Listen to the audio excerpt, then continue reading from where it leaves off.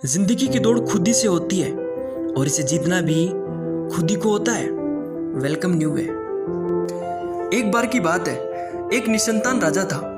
समय के साथ वह बूढ़ा हो चुका था और उसे राज्य के लिए योग्य उत्तराधिकारी की चिंता सताने लगी। योग्य उत्तराधिकारी की खोज के लिए राजा ने पूरे राज्य में ढिंढोरा पिटवाया कि अमुक दिन शाम को जो कोई मुझसे मिलने आएगा उसे मैं अपने राज्य का हिस्सा दूंगा।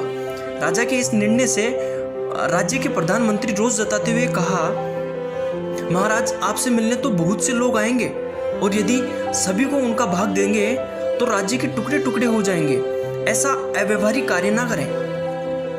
राजा ने प्रधानमंत्री को आश्वस्त करते हुए कहा, प्रधानमंत्री जी, आप चिंता ना करें, देखते हैं क्या होता है। निश्चित दिन जब सबको मिलना था, राजमहल के बगीचे में राजा ने एक विशाल मेले का आयोजन किया था।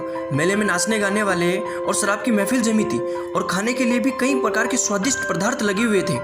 मेले के कई खेल हो रहे थे, जिसके कारण राजा से मिलने आने वाले लोग उन खेलों में, उन स्वादिष्ट पदार्थ को खाने में, बगीचे में घूमने में, सुराहों के नृत्य देखने में और खाने पीने में मशगूल हो गए।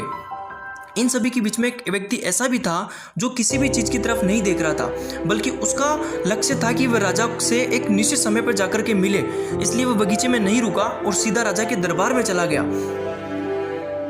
राजा के दरबार में पहुंचने पर उसने देखा कि दो चौकीदार उसे रोकने की कोशिश करते हैं, लेकिन वो उन्हें धक्का मार के सीधा अंदर चला जाता है, क्योंकि उसे राजा को एक निश्चित समय पर मिलना होता है। राजा ने उसे देखते ही कहा कि मेरे राज्य में कोई तो ऐसा है जो सिर्फ मुझसे मिलने आया है और मेरे दिए हुए समय पर मुझसे मिलने आया है। राजा ने देखते हुए ही कहा कि जाओ, मैं तुम्हें अपना उत्तराधिकारी स्वीकार करता हूँ और इस राज्य का आधा ही नहीं बल्कि पूरा हिस्सा मैं तुम्हें देता हूँ। आने वाले समय में इस राज्य के राजा अब आप ही बनोगे।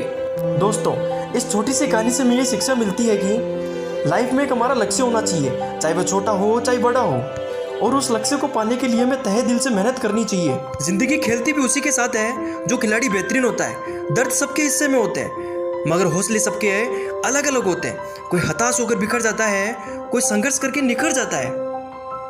इसलिए अपने लक्ष्यों को पहचानो और उस पर काम करना शुरू कर दो। सफलता एक दिन आपके पास होगी।